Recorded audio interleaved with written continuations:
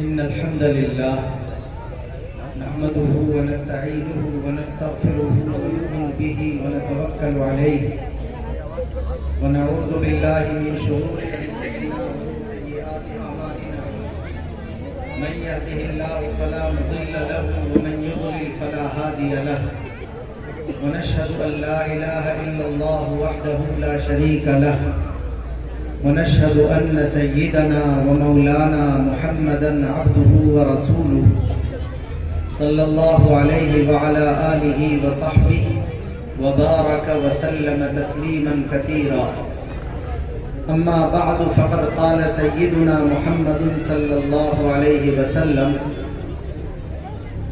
من ترك الصلاة متعمدا فقد كفر. وقال سيدنا محمد صلى الله عليه وسلم: لا يصوم أحدكم على صوم أخيه. وقال سيدنا محمد صلى الله عليه وسلم: أعظم النكاح بركة أيسره مؤونة، أو كما قال عليه الصلاة والسلام.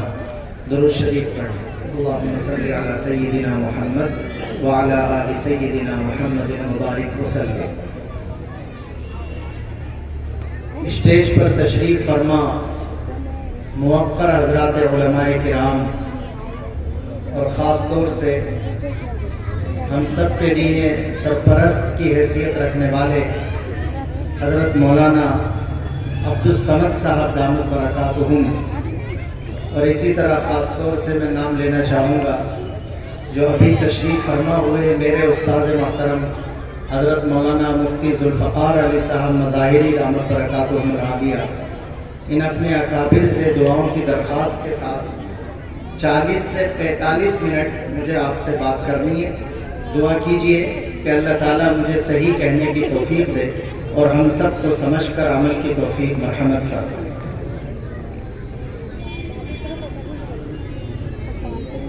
بات سنیں گے تو شاید ایسا لگے گا کہ پرانی باتیں ہو رہی ہیں، مگر پتہ نہیں کیوں نئے زمانے میں پرانی باتیں کرنے کو جی چاہتا. اس لیے کہ اس امت کی جو کامیابی ہے وہ بدلتی دنیا کے تیز ترین حالات میں بھی انہی پوائنٹوں پر ٹکی ہوئی ہے جو پوائنٹ نئے نہیں بنائے گئے بلکہ 1400 سال پہلے جناب رسول اللہ صلی اللہ علیہ وسلم نے بنا دیا. اس کا مطلب یہ نہیں ہے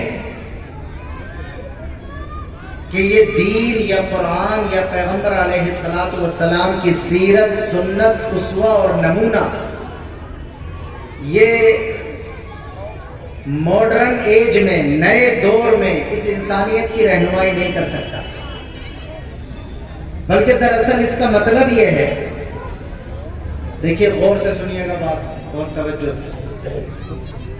دراصل اس کا مطلب یہ ہے کہ اللہ نے جب یہ فیصلہ کر لیا کہ قرآن کو آخری کتاب بنانا ہے اور جناب محمد الرسول اللہ صلی اللہ علیہ وسلم کو آخری رسول بنانا ہے، تو جب ہی یہ بات طے ہو گئی کہ اب کسی نئی گائیڈ بک کی، نئی رہنمائی کی ضرورت نہیں پیش آئے گی. زمانہ کتنی ہی ترقیات کی چکا چوند بڑھاتا چلا جائے لیکن اس کو انگلی پکڑ کر سیدھے راستے پر چلنے کی رہنمائی اللہ کی اسی کتاب قرآن سے اور اللہ کے آخری نبی جناب رسول اللہ صلی اللہ علیہ وسلم کی زندگی سے ملتی ہے. بھئی ہمارا یقین ہے کہ نا، ہمارے ایمان کا حصہ ہے کہ قرآن کے بعد کوئی نئی کتاب نہیں آئے گی، ہمارے نبی جناب رسول اللہ صلی اللہ علیہ وسلم کے بعد کوئی اور نیا نبی نہیں آئے گا. یہ ہمارے ایمان، عقیدے اور یقین کا حصہ ہے.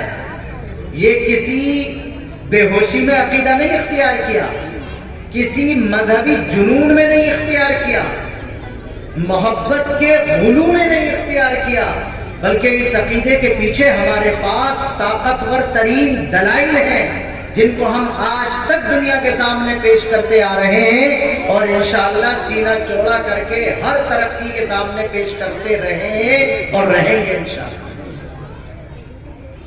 اگر کوئی ہم سے یہ کہے کہ توریت کے بعد تو نئی کتاب آ جائے گی، انجیل کے بعد نئی کتاب آ جائے گی، تو قرآن کے بعد کیوں نہیں آئے گی؟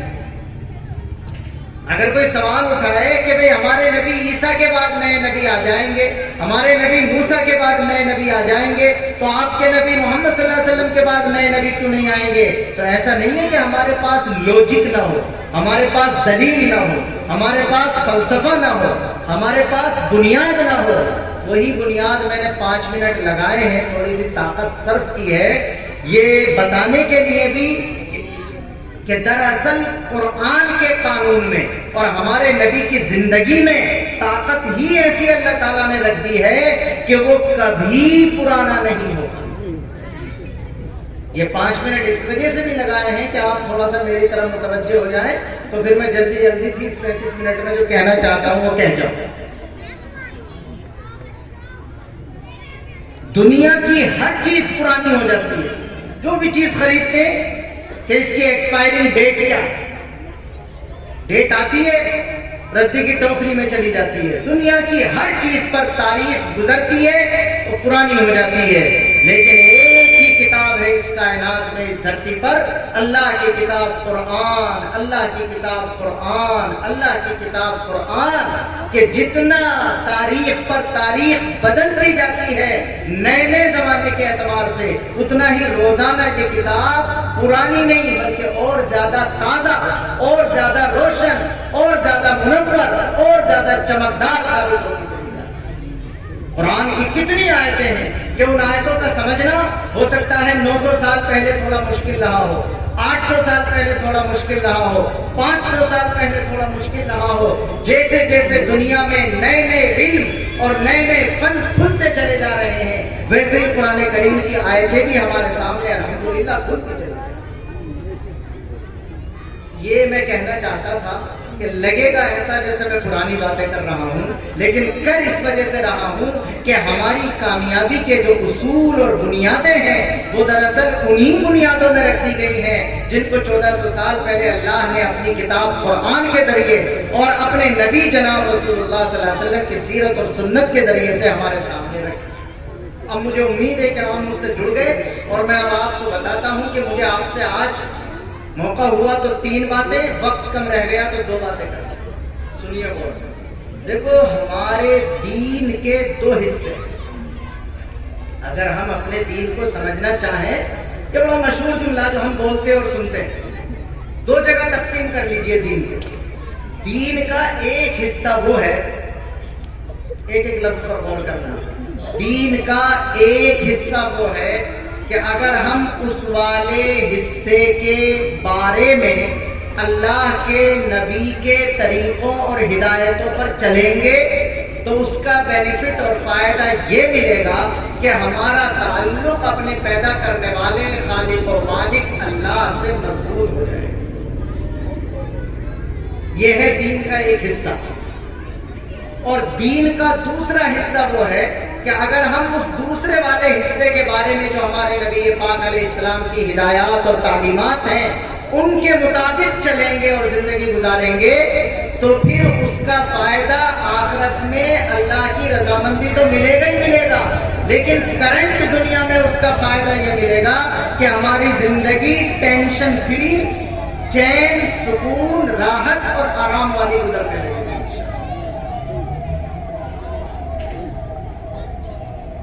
پھر بتلا رہا ہوں، دین کے 2 حصے، دین کا ایک حصہ وہ ہے کہ اگر ہم اس حصے کی تعلیمات پر عمل کرنے لگیں گے تو ہمارا اپنے پیدا کرنے والے خالق و مالک اللہ سے رشتہ طاقتور، توانا، زندہ، متحرک، مضبوط ہو جائے۔ اور دین کا دوسرا حصہ وہ ہے کہ اگر ہم اس دوسرے والے حصے کی تعلیمات اور ہدایات پر عمل کرنے لگیں گے تو آخرت میں بھی اللہ کی رضا ملے گی انشاءاللہ، لیکن اس سے پہلے دنیا میں جس کو ہم اپنی زندگی گزارنا کہتے ہیں یہ دنیا والی زندگی بھی چین، سکون والی اور ٹینشن فری ہو جائے گی۔ اب پہلی بات کی تفصیل سنیے، دیکھو ہمیں اگر انسان ہونے کا ثبوت دینا ہے تو ہماری سب سے پہلی ذمہ داری یہ ہے کہ ہم یہ جانیں اور پہچانیں کہ ہمارا کوئی پیدا کرنے والا خالق و مالک اللہ ہے، وہ ہمارا محسن ہے، سب سے بڑا احسان اسی کا ہے۔ آج ایمان والے جو ہم لوگ ہیں، ہم اپنی باتیں کر رہے ہیں، ہم بھی بھول جاتے ہیں، ہم بھی دنیا میں اپنے اوپر احسان کرنے والے سیکنڈ کلاس لوگوں کا شکریہ ادا کرتے ہیں، تھرڈ کلاس لوگوں کا شکریہ ادا کرتے ہیں۔ میں شکریہ ادا کرنے کو منع نہیں کر رہا، لیکن جس کا ہم پر سب سے بڑا احسان ہے ہمارا خالق و مالک اللہ، کئی مرتبہ ہم اس کو یاد کرنا، پہچاننا اور اس کا شکریہ ادا کرنا بھول جاتے ہیں۔ کسی دعوت میں جاتے ہیں تو پنڈال کی بھی تعریف کریں گے، ڈیکوریشن کی بھی تعریف کریں گے، سیٹنگ کی بھی تعریف کریں گے، جس نے کھانا کھلایا اس کو بھی شکریہ کے بول بولیں گے۔ کھانا اگر زیادہ پسند آ گیا تو باورچی کو ڈھونڈیں گے باقاعدہ، بھئی کس نے بنایا ہے، اسے جا کے کہیں گے کیا شاندار کھانا بنایا بھئی تم نے، ہمارے یہاں کوئی فنکشن ہوگا تو ہم تمہیں یاد کریں گے۔ میں یہ سب باتیں اس وجہ سے کر رہا ہوں کہ یہ ایک انسان کے ایک اچھا انسان ہونے کی علامت ہے کہ وہ جو چیز پسند کرتا ہے اس کی تعریف کرتا ہے، اور کوئی اس پر اگر احسان کرے تو اس کے احسان کا بدلہ لینا چاہتا ہے، اسے تھینک یو کہنا چاہتا ہے، اسے شکریہ کہنا چاہتا ہے، اس سے سلام دعا رکھنا چاہتا ہے، اسے چائے پانی کرنا چاہتا ہے۔ آپ میں سے اگر کوئی گاؤں کا ہو اور وہ سڑک کے کنارے کھڑا ہو، گاؤں کا کوئی بندہ بائک سے آ گیا اور بٹھا کر کے لے گیا گاؤں تک، کتنا سا احسان ہے صاحب؟ 4 پیسے کا احسان ہے، تھوڑا سا 1 کلومیٹر 2 کلومیٹر لے کے چلا جاتا ہے۔ لیکن جیسے ہی وہ ہمیں ہمارے گھر اتارتا ہے تو ہم کہتے ہیں شکریہ بھائی صاحب، شکریہ بھائی، جزاک اللہ، آپ ہمیں لے کر آگے۔ اور اگر ٹائم ہوتا تو آپ کہتے ہیں آؤ ذرا چائے وائے لے لو، تھوڑی بہت چائے پیتے ہوئے چلے جاؤ۔ یہاں سے ہمیں غور کرنا چاہیے کہ اگر ہم اتنے تھرڈ کلاس احسان کرنے والوں کو پہچانتے اور ان کا شکریہ ادا کرتے ہیں تو میں منع نہیں کر رہا کہ شکریہ نہ ادا کیا جائے، شکریہ ادا کرنا چاہیے۔ جو اپنے احسان کرنے والوں سے سلام دعا رکھتا ہے، سب لوگ اسے اچھا سمجھتے ہیں، تعریف کرتے ہیں۔ اور آپ تو کسی کو پولیس چوکی میں سے چھٹا کر لے آئے اور وہ بعد میں سلام بھی نہ کرے تو 4 لوگوں میں بیٹھ کے اسے برا بھلا کہتے ہیں کہ کم وقت میں چھٹا کر لایا تھا، سلام بھی کرنے کے لیے تیار نہیں۔ جو احسان کو یاد رکھتا ہے وہ اچھا بندہ ہے، جو احسان کو بھول جاتا ہے، کبھی سلام دعا نہیں رکھتا، وہ برا بندہ ہے۔ لیکن ہم پھر غور کریں کہ یہ دنیا میں جتنے بھی لوگ ہم پر احسان کر رہے ہیں اسی وجہ سے تو کر رہے ہیں کہ ہم دنیا میں ہیں۔ اگر ہم دنیا ہی میں نہ ہوتے، اگر ہمارے پیدا کرنے والے نے ہمیں انسان ہی نہ بنایا ہوتا تو پھر کوئی ہم پر احسان کرنا چاہتا تو کیا کر لیتا۔ لہذا ہم پر سب سے بڑا احسان اگر کسی کا ہے تو وہ ہمارا خالق و مالک اللہ۔ ہم چیک کریں اپنی 24 گھنٹے کی زندگی کو، نہ ہمیں کھانے سے پہلے بسم اللہ یاد آتی، نہ کھانے کے بعد الحمدللہ یاد آتی، کرسی اور ٹیبل اور ڈیکوریشن کی ہم تعریف کر کے شکریہ ادا کرتے ہیں، لیکن جو ہمارا پیدا کرنے والا خالق و مالک اللہ ہے، نہ شروع میں اس کا نام یاد رہتا، نہ آخر میں اس کا نام یاد رہتا۔ یہ میرے سامنے مشین ہے، ایک مائکرو فون، اس پر کسی انجینئر کا ٹائم لگا، اس پر کسی کا دماغ لگا، کسی نے اس پر محنت کی ہے، تب جا کر کے یہ سسٹم تیار ہوا ہے۔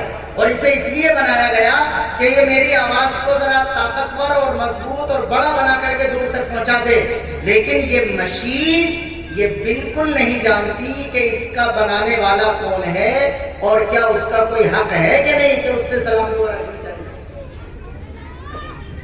سمجھا پا رہا ہوں اپنی بات؟ ویسے ہی مجھے اور آپ کو اللہ نے بنایا۔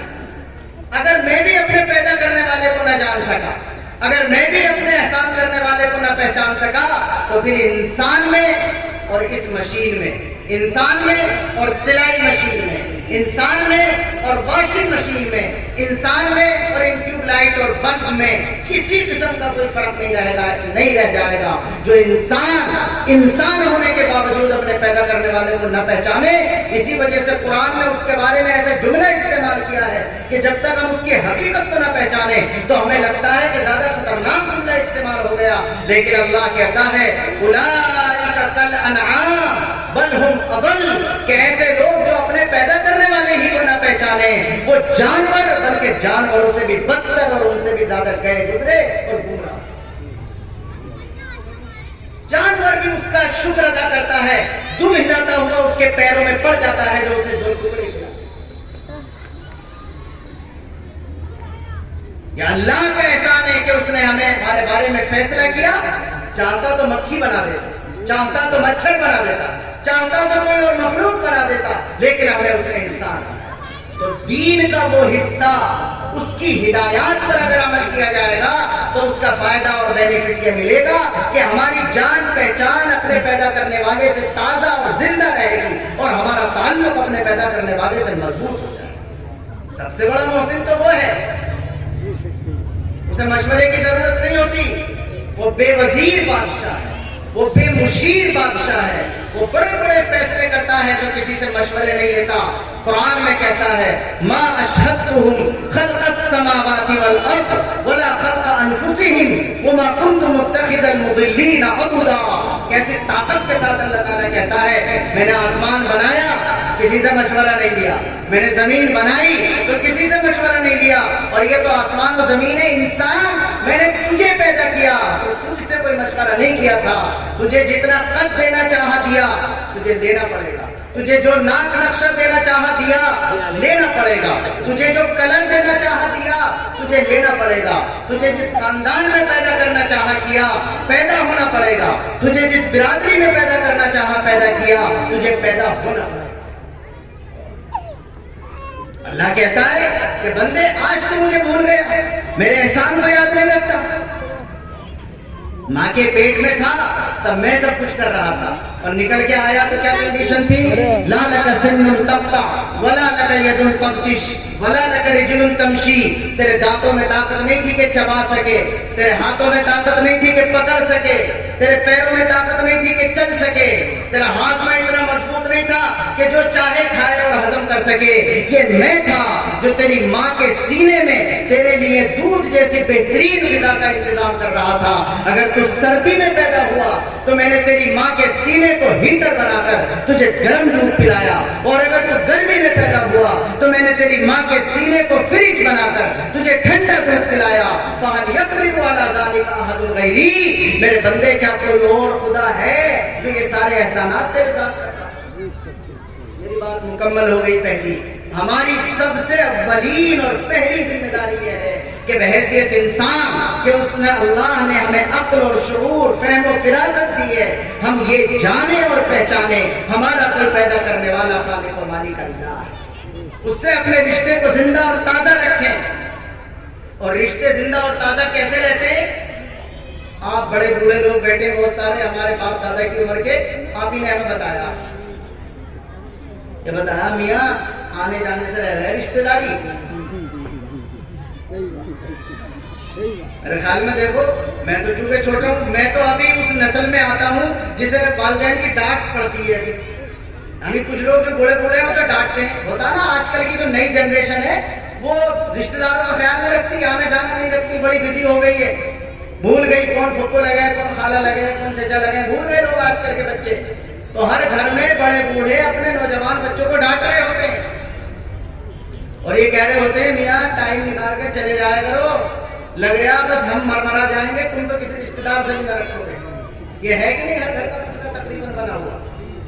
اس کا مطلب یہ ہے کہ جان پہچان رشتے داری آنے جانے سے رہتی ہے.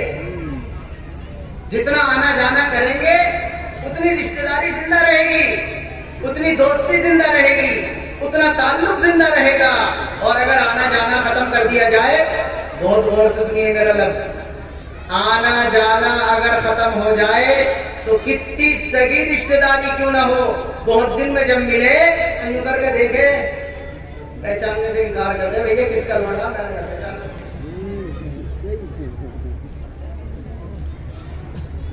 تعلق آنے جانے سے رہتا ہے, رشتے داری آنے جانے سے رہتی ہے, سلام دعا آنے جانے سے رہتی ہے, جان پہچان آنے جانے سے رہتی ہے. سمجھ میں آگئی نا میری پوری بات جو میں کہنا چاہ رہا ہوں؟ ویسے اللہ تعالیٰ نے بھی اپنے تعلق کو زندہ رکھنے کے لیے کچھ بہانے لگائے.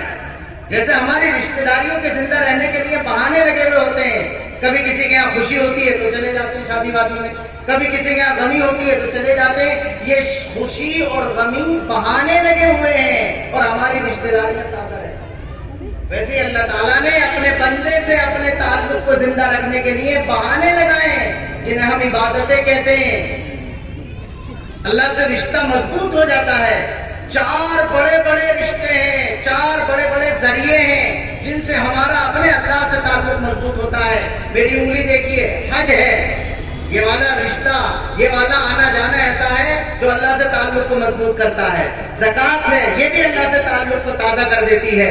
روزہ ہے, یہ بھی اللہ کی محبت کو زندہ کر دیتا ہے. اور نماز ہے, یہ بھی اللہ سے تعلق کو بڑھا دیتی ہے. بس میں ایک مسئلے کی بات کر رہا ہوں 5 منٹ میں. حج ہے, لیکن زندگی میں ایک بار, اور وہ بھی مالدار پہ. ایک ایک لفظ غور سے سنیے گا. حج ہے زندگی میں ایک بار, اور وہ بھی مالدار پہ. مکے کے تو غریب پہ بھی ہو جائے گا, اس لیے کہ حج اس پہ فرض ہوتا ہے جو اس جگہ تک پہنچ سکے جہاں حج ہوتا ہے. مکے والا تو پیدل بھی چلا جائے, بغیر پیسوں کے بھی کر لے گا, لیکن جوئے کے تو مالدار پر ہی ہوگا. تو حج ہے اللہ سے تعلق کو مضبوط کرنے کا ذریعہ, زندگی میں ایک بار, مالدار پہ. زکوٰۃ ہے سال میں ایک بار, یہ بھی مالدار پہ. روزہ ہے, اگرچہ مالدار اور غریب سب پر ہے, لیکن یہ بھی سال میں ایک بار ہے. میں درجہ گھٹا نہیں رہا ہوں, لیکن چونکہ میں آج صرف نماز کی بات کرنا چاہتا ہوں, اس وجہ سے یہ سمجھانے کی کوشش کر رہا ہوں کہ حج بھی تعلق مضبوط کرتا ہے, مگر یہ زندگی میں ایک بار ہے. زکوٰۃ اور روزہ بھی تعلق کو مضبوط کرتے ہیں, یہ سال میں ایک بار ہے. لیکن جو چیز بندے کو اللہ کے سب سے زیادہ قریب کرتی ہے وہ سجدہ ہے جو نماز میں کیا جاتا ہے, اور وہ زندگی میں ایک بار نہیں ہے, وہ سال میں ایک بار نہیں ہے, وہ صرف مالدار پر نہیں ہے, بلکہ وہ ہر مالدار و غریب پر ہے, اور 24 گھنٹے میں 5 بار ہے. اللہ تعالیٰ یہ نہیں چاہتا کہ میرے تعلق کو اتنا ٹائم گزر جائے کہ بندہ گھر کا راستہ ہی بھول جائے. اس وجہ سے اللہ تعالیٰ نے اپنے تعلق کو سب سے زیادہ طاقتور رکھنے کے لیے جو سب سے زیادہ اعلیٰ درجے کی چیز دی ہے, اس کا نام ہے نماز. نماز, نماز.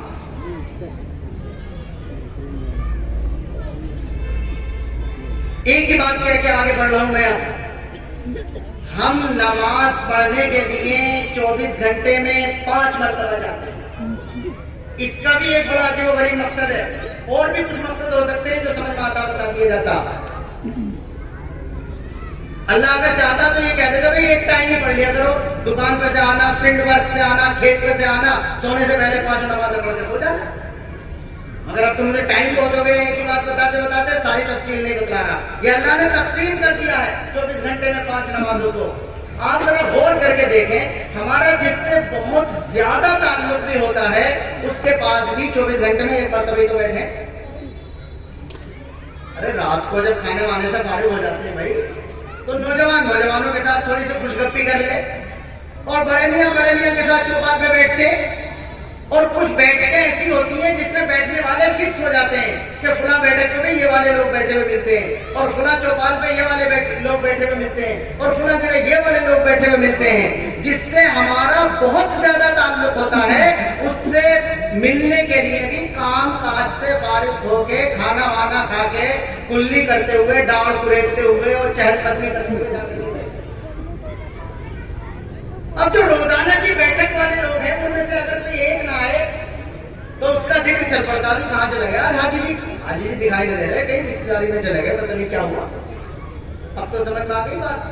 جس سے ہمارا زیادہ بھی تعلق ہوتا ہے اس کے پاس ہم 24 گھنٹے میں ایک مرتبہ جاتے ہیں. میرا اللہ, میرا اللہ, میرا اللہ ہم سے ایسا تعلق چاہتا ہے, اس کی غیرت کا یہ تقاضا ہے. وہ یہ چاہتا ہے کہ تو کسی سے کتنا ہی تعلق کیوں نہ رکھتا ہو, لیکن یاد رکھنا میری نمازیں یہ کہتی ہیں کہ تیرا سب سے زیادہ جس کے گھر آنا جانا ہونا چاہیے وہ کسی انسان کا نہیں بلکہ میرا یعنی اللہ کا گھر ہونا چاہیے, جس میں تو 24 گھنٹے میں ایک بار نہیں بلکہ 24 گھنٹے میں 5.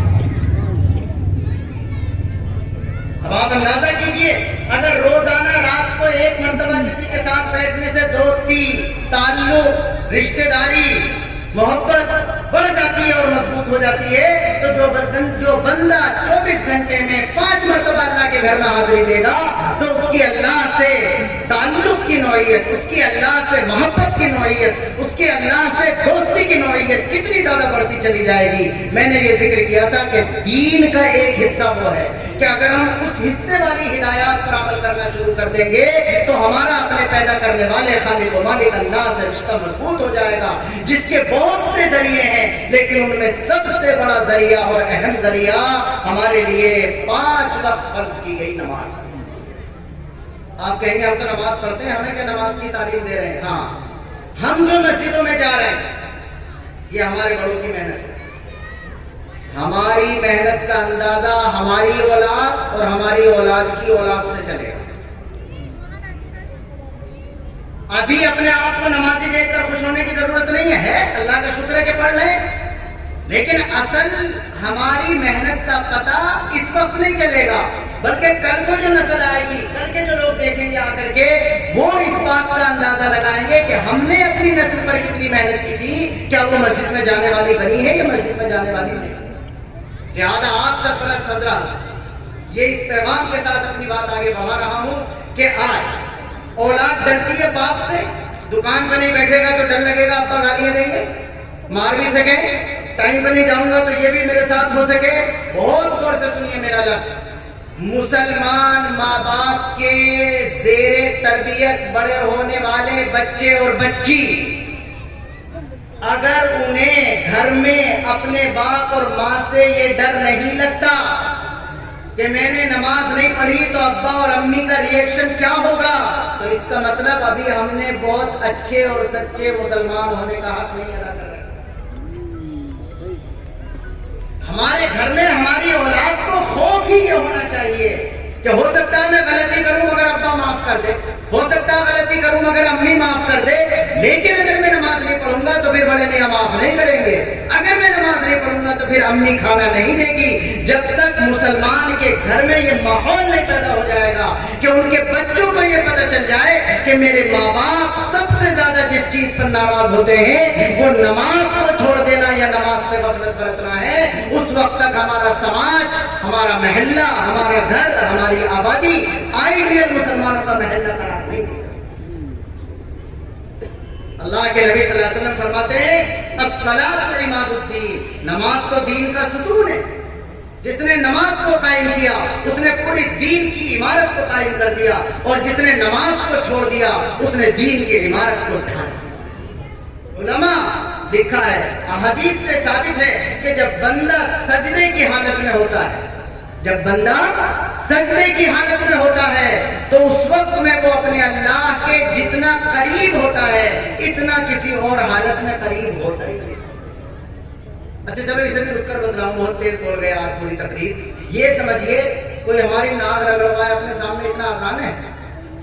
اور ہوگا کوئی چودھری صاحب ترم کا اپنے گھر کا ہوگا، ہماری ناک کون رگڑوا لے کوئی اپنے سامنے؟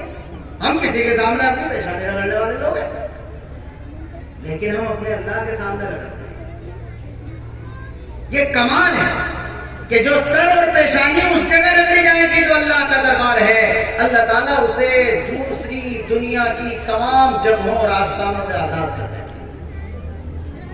دیکھو اس پیشانی کو دیکھ لو، یہ جب ایک اللہ کے سامنے ٹکے گی دنیا کی کوئی طاقت اسے اپنے سامنے نہیں ٹکا سکتی۔ ایسے اس دل کو بھی دیکھ لو، جب اس میں اللہ کا ڈر آ جائے گا تو دنیا کی کسی طاقت کا ڈر پھر اس دل کے اندر۔ پھر دوہرا رہا ہوں یہ والی بات، جب پیشانی ایک اللہ کے سامنے جھکے گی کسی اور کے آستانے پر یہ نہیں جھک سکتی۔ اللہ تعالیٰ اپنے سامنے جھکنے والی پیشانی کو کسی دوسرے کے در پر ذلیل نہیں ہونے دیتا، اسے ساری دنیا سے عزت دار بنا دیتا۔ ویسے ہی جب کسی دل میں اللہ کا ڈر اور خوف آ جاتا ہے تو پھر اس دل کے اندر کسی اور کا ڈر اور خوف نہیں آیا۔ اور اللہ سے امید رکھنی چاہیے، جب بندہ نماز والی پوزیشن میں چلا جاتا ہے تو پھر یہ اطمینان اسے نصیب ہوتا ہے کہ میرا اللہ مجھ سے ضرور راضی ہوگا، میرا اللہ تو بہت معاف کرنے والا ہے، میرا تعلق اس سے مضبوط بھی ہوگا اور اللہ تعالیٰ مجھ سے راضی ہو کر میرے کام بھی بنائے گا۔ میں ہمیشہ جب نماز کو سمجھاتا ہوں تو یہ کہتا ہوں کہ نماز ایک ایسی کیفیت ہوتی ہے کہ جیسے کوئی ہمارے چچا ہم سے ناراض ہو اور ہم انہیں راضی کرنے کے لیے جاتے ہیں تو پہلے ادب سے کھڑے ہو جاتے ہیں کہ چچا معاف کر دو، اب یا تو چچا معاف ہی کر دے. اور اگر آدمی زیادہ غصے میں ہو رہا ہے تو پھر آدمی دوسرا مرحلہ یہ کرتا کہ سر جھکاتا کہ لو بھائی سر جھکا لیے چاچا، 4 جوتے مار لو، اب تو معاف کر دو.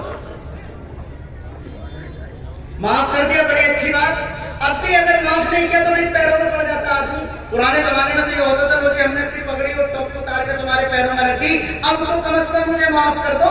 یہ والی جو پوزیشن ہے وہ ایسی ہوتی تھی کہ بندہ اپنی باڈی لینگویج سے، بندہ اپنی زبان حال سے یہ کہہ رہا ہوتا تھا کہ جتنا میں اپنے آپ کو نیچے جھکا سکتا تھا وہ یہی والی پوزیشن تھی. میں نے جھکا لیا، اب تو مجھے معاف کر دو. اللہ تعالیٰ نماز میں ہم سے یہی والی پریکٹس کراتا ہے. ہم جب ہاتھ باندھتے ہیں ادب کے ساتھ کھڑے ہو جاتے ہیں، اللہ کی تعریف کرتے ہیں. اگلا مرحلہ آتا ہے تو اور اپنے آپ کو جھکا لیتے ہیں. اگلا مرحلہ آتا ہے تو ہم سجدے میں چلے جاتے ہیں اور ہم اپنے اللہ سے یہ کہتے ہیں کہ اللہ تو نے میری سب سے اونچی چیز میری پیشانی بنائی تھی اور میری سب سے نیچی چیز میرا پیر بنایا تھا. دیکھ تجھے راضی کرنے کے لیے، تجھ سے معافی مانگنے کے لیے میں نے اپنی سب سے اونچی والی چیز کو بھی سب سے نیچی والی چیز کے لیبل میں کر دیا. اس سے زیادہ میں اور کیا کر سکتا ہوں؟ اب تو اسی وجہ سے یہ فتویٰ ہے جو ہم سب کو معلوم ہے کہ سجدہ اللہ کے علاوہ کسی اور کے لیے جائز نہیں.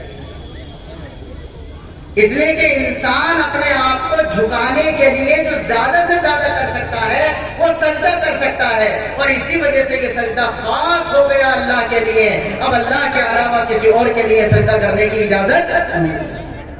میرا وقت تقریباً 12 منٹ باقی، لیکن ایک ہی بات میں مجھے کافی ٹائم لگ گیا، لیکن کوئی حرج کی بات نہیں لگ گیا. ایک ہی بات ہو، وہ یاد رہے، سمجھ میں آ جائے تو ہم سمجھیں گے محنت کامیاب ہو گئی. میں نے یہ ذکر کیا کہ ہمارے دین کے 2 حصے، دین کا ایک حصہ وہ ہے کہ اگر ہم اس کی تعلیمات پر عمل کریں گے تو ہمارا اپنے پیدا کرنے والے خالق و مالک اللہ سے رشتہ مضبوط ہو جائے گا. اور دین کا دوسرا حصہ وہ ہے کہ اگر ہم اس کی تعلیمات پر عمل کریں گے تو آخرت میں بھی فائدہ ملے گا اور دنیا میں بھی ہماری زندگی سکون والی اور برکتوں والی ہو جائے گی اور بلا وجہ کی سردردی ختم ہو جائے گی. اب میں اس دوسرے والے حصے کی 2 مثالیں دینا چاہتا تھا، لیکن اب 2 مثالیں نہیں دوں گا، ایک مثال. دیکھو ہماری زندگی میں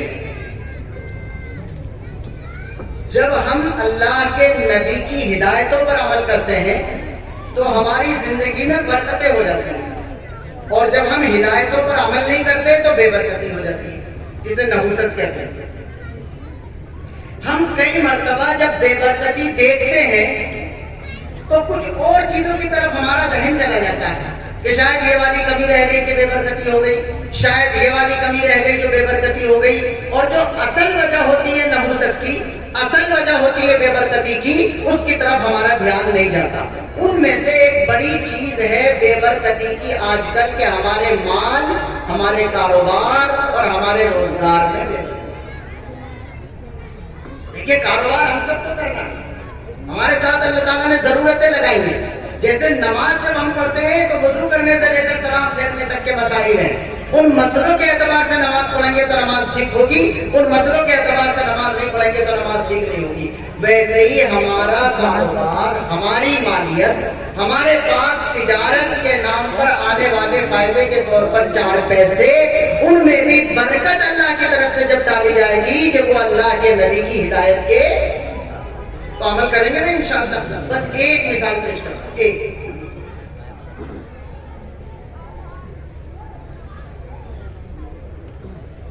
اللہ کے نبی صلی اللہ علیہ وسلم نے ارشاد فرمایا لا يصوم احدكم على صوم اخيه او كما قال علیہ الصلوۃ والسلام. یہ خریداری کے متعلق مسئلہ ہے کہ اگر ہمیں کوئی چیز خریدنے کی ضرورت ہے تو جب ہم کسی چیز کو خریدنا چاہیں تو سب سے پہلے نمبر پر یہ تحقیق کر لیں کہ کسی کا سودا تو نہیں چل رہا. سمجھ میں آ گئی پوری بات؟ مگر پھر بھی میں 5 منٹ میں بتا دیتا ہوں پوری بات. پہلے یہ تحقیق کرنا لازم ہے، فرض ہے کہ کسی کا سودا تو نہیں چل رہا ہے. اللہ کے نبی فرماتے اگر یہ پتہ چلے کہ کسی کا سودا چل رہا ہے تو خبردار خبردار خبردار پیچھے ہٹ جاؤ. ان دونوں کے معاملے کے ون سائیڈ ہونے کا انتظار کرو. اگر وہ گراہک خرید لیتا ہے اس کو تو آپ اس کے پاس گراہک بن کر پہنچ جاؤ کہ میں بھی خریدار ہوں, مجھے دے دو. اور اگر ان کا معاملہ نہ بن سکے تو جو بیچنے والا ہے آپ اس کے پاس چلے جاؤ اور اس سے آپ گراہک بن کر سودا کر لو. لیکن اگر پتہ چلے کہ کسی کا سودا چل رہا ہے اور آپ نے اس کے سودے کو بگاڑ کر سودا کر لیا, آپ کو یہ لگا کہ یہ سودا بڑے نفع کا ہے, یہ جو دکان ہے یہ ڈبل فرنٹ کی ہے, یہ جو پلاٹ ہے یہ ڈبل فرنٹ کا ہے, اس میں بہت شاندار پروفٹ آئے گا, اور آپ کو شیخ چلی کی طرح خواب آنے لگے رات کو لیٹے لیٹے بھی, بھائی صاحب ایک دن میں پیسے بڑھ جائیں گے, 50,000 ایک دم کرنٹ مل جائیں گے, 2 لاکھ کا ایک دم فائدہ مل جائے گا. تو یہ میں زمین اور آسمان کے درمیان کی بات نہیں کر رہا, یہی کر رہا ہوں ہر جگہ کی, یہی ہوتا ہے. یاد رکھیے مال کا زیادہ ہونا اصل نہیں ہے, پیسے کا زیادہ ہونا اصل نہیں ہے, پیسے میں اللہ کی طرف سے برکت آ جانا اصل ہے. پیسہ زیادہ ہو گیا اور اللہ کی طرف سے برکت نہیں آئی تو یہ سکون نہیں پہنچائے گا, اور پیسہ اگر کم ہے مگر اللہ کی طرف سے اس میں برکت کا فیصلہ ہو گیا تو کم پیسہ ہونے کے باوجود انشاءاللہ سکون. اللہ کے نبی نے فرمایا, بس ایک ہی مثال بتا رہا ہوں, اگر پتہ چلے کہ سودا چل رہا ہے تو واپس قدم کھینچ لینا, انتظار کرنا. اگر تم نے یہ سمجھ لیا کہ اس میں تو ایک دم لاکھوں کا فائدہ ہے اور آپ نے 2 بندے پکڑے, یہ بھی ہوتا, 2 بندے پکڑے, 1,000 روپے لے ملے, تو بھی جیب میں رکھ, تو بھی جیب میں رکھ, چائے بھی پی, اور یہ سودا مجھے ہونا چاہیے, اسے نہ ہو جائے بعد میں بھی خوش کر دوں گا. یہ اللہ کے نبی صلی اللہ علیہ وسلم نے جس چیز کو ناجائز بتایا, نحوست کا سبب بتایا, بے برکتی کا سبب بتایا, ہمارے کاروباری بھائیوں نے اس کو اپنی چالاکی سمجھ رکھا ہے, اور وہ سمجھتے ہیں کہ ہمیں بہت بڑا پروفٹ مل گیا, وہ سمجھتے ہیں کہ ہمیں بڑا فائدہ حاصل ہو گیا.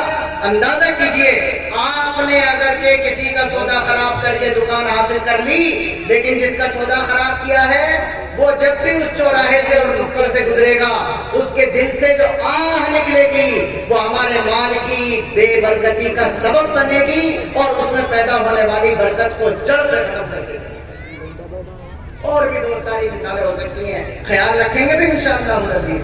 ہم جس مال کو کما رہے ہوتے ہیں, میں نے ذکر کیا جیسے نماز کے مسئلے شروع سے آخر تک, جیسے روزے کے مسئلے شروع سے آخر تک, جیسے زکوٰۃ کے مسئلے شروع سے آخر تک, جیسے حج کے مسئلے شروع سے آخر تک, ویسے ہی خریدنے اور بیچنے کے بھی مسئلے ہیں شروع سے آخر تک. جیسے نماز, حج کی درخواست کسی کی اگر منظور ہو گئی نا تو حج ہوگا ابھی 4 مہینے کے بعد, مولوی کے پاس آپ پہلے جا کہ بھیا میری درخواست منظور ہو گئی, طواف کیسے کروں گا اور کنکر کیسے ماروں گا, کوئی کتاب بتا دو, دعا کون سی پڑھوں گا.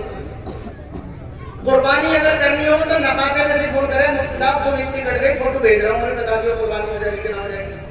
یہ سارے مولوی مفتی عبادتوں میں کیوں یاد رہتے ہیں, یہ فیلڈ ورکنگ میں کیوں نہیں یاد رہتے, یہ بینک کی اسکیمیں لیتے ہوئے کیوں نہیں یاد رہتے. یہ جب بینک کا بندہ دکان پہ آتا ہے اور کہتا ہے, ایک دم اسے زنجیری سلسلے میں جوڑ کر کے 10 منٹ میں اس کی ایسی پریکٹس ہوتی ہے کہ اسے لکھپتی بنا دیتا ہے 10 منٹ میں, تو جلدی سے آدمی کہتا ہے اسکیم میں مجھے بھی شامل کر رہا ہوں, نہ مولانا یاد آوے نا. یہ پیسے کو حاصل کرنے کے لیے اگر اسی طریقے کے مطابق نہیں چلا جائے گا جو اللہ کے نبی صلی اللہ علیہ وسلم نے فرمایا, تو برکت خواب ہوگی, خواب ہوگی, خواب ہوگی, ٹینشن اور زیادہ ہوگی. آخری مثال کہہ کے اور اجازت لے رہا ہوں میں. کئی مرتبہ کسی سے ملاقات ہوتی ہے, بڑے ٹینشن میں بیٹھے ہوتے ہیں کہ بھئی کیا ہوا, بولے مفتی صاحب بڑا نقصان ہو گیا, بہت بڑا نقصان. یہ کیا ہوا؟ تو پہلے تو وہ بیچارہ چائے بھی صحیح کرنا پی رہا ہوتا, یوں کہہ رہا ہے نقصان بہت ہو گیا. جب بہت ہی زیادہ اصرار کرو تو کہہ رہا ہے سودا ہاتھ سے نکل گیا, یعنی ابھی اس نے خریدا نہیں تھا, اسے گھاٹے کا سودا کوئی نہیں ہوا, اس نے خریدا ہی نہیں تھا. ابھی بیچنا تو بات کی بات ہوتی, بس پتہ چل گیا تھا کہ فلاں دکان بک رہی ہے, وہ بک گئی اور رو رہا ہے بیٹھا ہوا, کیوں ٹینشن میں بھائی, کون خریدنے جا کر کے. جب تک آپ اسلامی نظام کے اعتبار سے چیزوں کو لے کر کے نہیں چلیں گے تو اگر دین والے حصے کی طرف جائیں گے جو اللہ کا حق ہے وہ زندگی بھی شاندار ہو جائے گی، اور جب دنیا جسے ہم کہتے ہیں اس حصے کی طرف آئیں گے اور اللہ کے نبی کی ہدایات کے مطابق اپنے اعمال کو انجام دیں گے تو انشاءاللہ ہماری زندگی سکون اور چین والی اور ٹینشن فری ہوگی، اور اللہ کے نبی کے احکامات پر عمل کرنے کی وجہ سے آخرت میں بھی فائدہ ملے گا۔